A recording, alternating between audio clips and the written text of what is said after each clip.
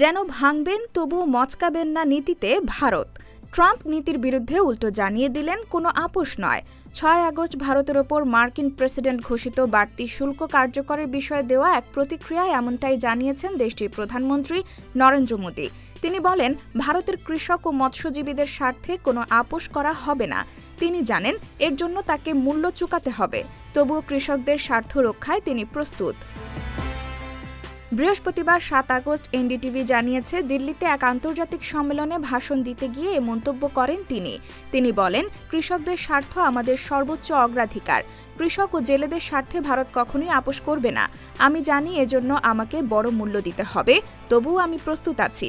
ভারত দেশের কৃষক, মৎস্যজীবী ও পশুপালকদের স্বার্থ রক্ষায় প্রস্তুত রয়েছে।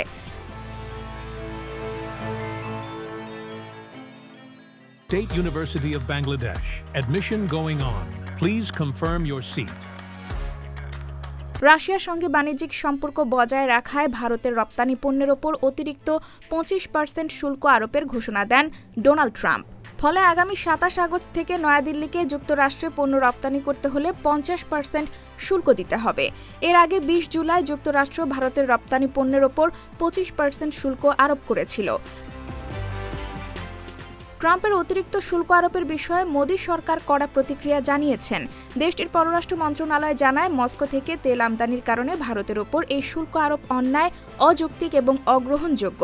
পররাষ্ট্র মন্ত্রণালয় আরও জানায়, আমরা ইতোমধ্যেই আমাদের অবস্থান পরিষ্কার করেছি। আমাদের আমদানি সম্পূর্ণ বাজার নির্ভর এবং আমাদের লক্ষ্য ১.৪ বিলিয়ন মানুষের জ্বালানি নিরাপত্তা নিশ্চিত করা।